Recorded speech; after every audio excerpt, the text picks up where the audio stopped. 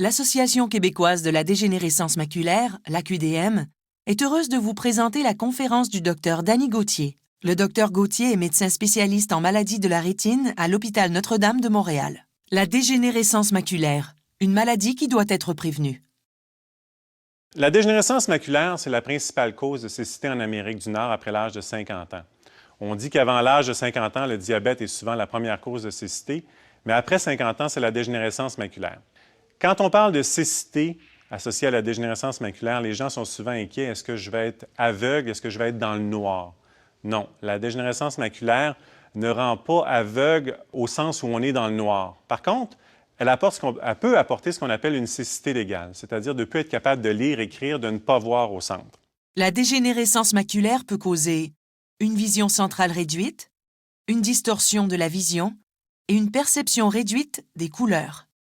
On a ici au tableau un exemple de ce que ça peut provoquer la dégénérescence maculaire. Dans le premier cas, à gauche, on voit un individu qu'on peut percevoir avec précision. En périphérie de lui, la vision est un petit peu moins claire, moins précise, et la vision périphérique, habituellement, elle est comme ça. Au fur et à mesure que la maladie évolue, on peut avoir ce qu'on voit dans la deuxième case, c'est-à-dire un individu qui est un petit peu plus flou, donc un flou dans notre vision centrale. D'autres phénomènes peuvent se présenter comme une distorsion dans l'image. On voit dans le troisième encadré là-bas que les lignes ne sont plus droites. Alors, il y a une distorsion, ça peut être horizontale ou verticale. Et finalement, lorsqu'il y a un saignement au niveau de la rétine, on peut avoir une tache noire dans notre champ visuel central, comme on voit dans la dernière photo. Alors, vous avez ici un autre exemple de ce que ça peut donner la dégénérescence maculaire. Vous avez un flou au centre, puis vous avez une distorsion qui est associée à tout ça. Vous voyez que la porte, on n'est pas capable de voir le numéro civique de la porte, on n'est pas capable de voir de détails au niveau de la porte, et l'encadrement autour est relativement clair. Encore une fois, une diapositive qui illustre d'autres changements qu'on peut avoir avec cette maladie-là. On voit en haut une vision qui est tout à fait normale, mais quand on regarde les deux diapositives de chaque côté, si on regarde celle-là ici, on peut voir qu'il y a une espèce de flou au centre. C'est quand même pas si mal, on pourrait arriver à vivre avec ça. On regarde de l'autre côté, là, il n'y a pas de flou, mais il y a une vision qui est comme terne, on perd le contraste. Bien, encore une fois, c'est quand même pas si mal. Et dans la photo du bas, lorsqu'on met les deux ensemble, bien là, ça rend le quotidien vraiment, vraiment difficile. Et c'est ça que vivent les gens qui ont une dégénérescence maculaire au niveau des deux yeux lorsqu'elle est très avancée. Les facteurs de risque de la dégénérescence maculaire. Alors, qui souffre de dégénérescence maculaire? N'importe qui ici peut avoir ça éventuellement un jour. Je peux en souffrir un jour. Et le premier facteur de risque pour la maladie, c'est l'âge. Plus on avance en âge, plus on a de risque de souffrir de la dégénérescence maculaire. Vous pouvez voir que quand on arrive à 75 ans, on a entre 35 et 40 de chances de souffrir de dégénérescence maculaire. Il y a aussi les antécédents familiaux. On ne peut pas changer les gènes qui nous ont été transmis. Le fait qu'on ait la peau blanche, une iris pâle, ce sont des facteurs de risque aussi qu'on ne peut pas changer. Par contre, il y a des choses que l'on peut modifier sur lesquelles on doit s'attarder. Premièrement, le tabagisme. On dit que fumer peut augmenter de 6 fois le risque de souffrir de dégénérescence maculaire. Alors, c'est quand même un facteur de risque très, très, très important. L'alimentation, on recommande de manger des légumes verts, éviter les graisses, les choses trop grasses. Ça aussi, c'est un facteur qui est préventif.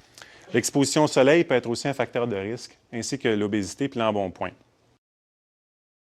Le fonctionnement de l'œil. L'œil, c'est un peu comme un appareil photo. Alors, quand vous avez une caméra, vous avez la lentille à l'avant de la caméra et à l'arrière, il y a le boîtier où se situe le film dans la caméra. Alors, la rétine, c'est comme le film dans votre caméra. Et c'est ce qui permet de projeter des images au cerveau.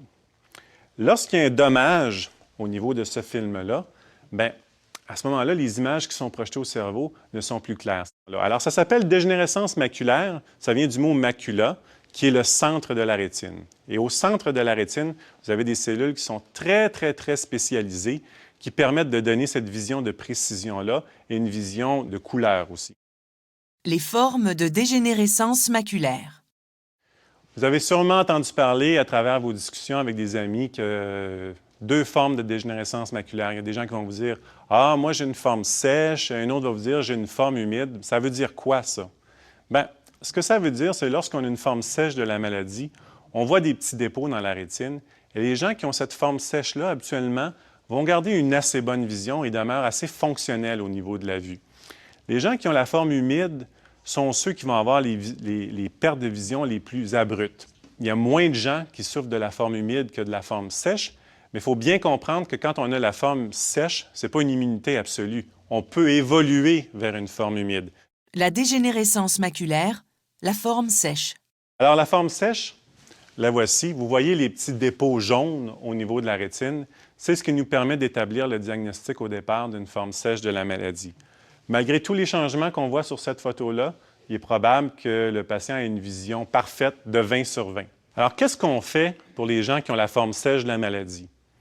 Les gens qui fument, dans un monde idéal, on souhaiterait qu'ils cessent de fumer.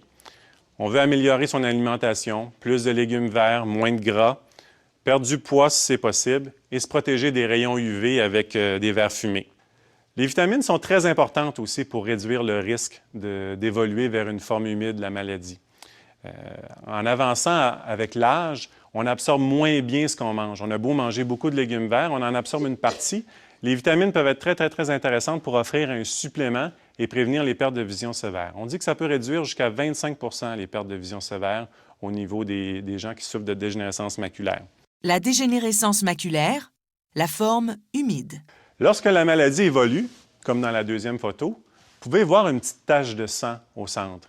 Et ça, c'est les gens qui vont commencer à avoir des symptômes, qui vont nous dire « Ah, vous savez, il me semble que je vois croche, les cadres de porte sont plus droits comme avant. » Alors, ces gens-là, habituellement, ont des petits symptômes plus ou moins spécifiques, mais ça commence à s'installer. Donc, distorsion dans la vision, un petit brouillard. Et c'est là qu'il est important de consulter parce que c'est ces gens-là qui vont bénéficier le plus du traitement. Si on laisse les choses aller, ça peut évoluer vers la troisième photo. Alors, pas besoin d'être un ophtalmologiste ici pour voir la tache de sang au centre bien rouge. Et ça guérit très mal. Une fois qu'il y a eu une hémorragie puis que ça a saigné, ça évolue vers la quatrième photo où on a une cicatrice centrale.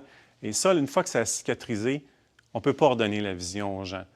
43 des gens peuvent évoluer de la forme sèche à la forme humide. Donc, comme je vous disais, si on vous dit que vous avez la forme sèche de la maladie, ça ne veut pas dire que vous allez avoir des problèmes nécessairement plus tard, mais ce n'est pas une immunité non plus parfaite contre une évolution moins favorable de la maladie. Les facteurs de risque qui peuvent transformer la forme sèche en forme humide.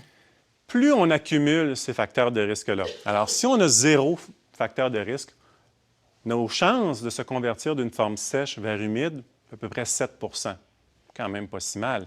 Et plus on les accumule, alors vous voyez 1, 2, 3, 4 facteurs de risque, vous voyez qu'avec 4 facteurs de risque, vous avez 87 de chances de convertir votre dégénérescence maculaire d'une forme sèche vers une forme humide à l'intérieur d'une période de 5 ans. Il est important de consulter si on a une perte de vision importante, on voit embrouillé, on voit distorsionné, ou encore une tache noire apparaît dans notre champ de vision central. Il y a 10-15 ans, peut-être certains d'entre vous ont eu ça, il y avait des traitements au laser. Qu'est-ce qu'on faisait? On brûlait les petits vaisseaux sanguins anormaux au centre. Qu'est-ce qu'on obtenait avec ça? Une cicatrice. Une cicatrice peut-être un peu plus petite que si on avait laissé évoluer la maladie, mais ça amenait à un déficit visuel important et ce n'était pas vraiment un traitement merveilleux. Maintenant, on fait des injections, comme par exemple un produit qui s'appelle le Lucentis. C'est bon pour qui? Ça peut être bon pour la grande majorité des gens qui se présentent de façon précoce avec la maladie.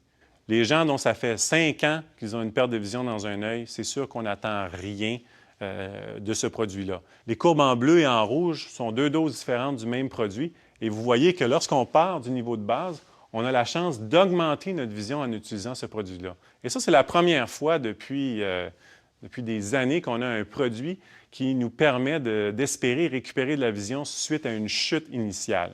Si on n'arrive pas à améliorer votre vision avec ce genre d'injection-là, on sait qu'on peut au moins stabiliser la vision des gens, arrêter le processus de perte dans 95 des cas. Et encore une fois, dans la mesure où on prend la maladie relativement précocement. Alors, suite à tout ça, le message que je veux vous laisser, et je pense qu'on ne peut pas mettre plus d'emphase là-dessus, si vous avez une perte de vision centrale, vision brouillée, distorsion dans votre vision, une tache noire qui apparaît relativement subitement, je pense qu'il est bien important de consulter et il y a sûrement de bonnes chances qu'on puisse vous offrir des traitements pour vous aider. Si jamais on ne peut pas vous aider, bien, il y aura d'autres avenues, d'autres façons de voir et c'est ce qu'on va discuter par la suite. Alors, je vous remercie de votre attention.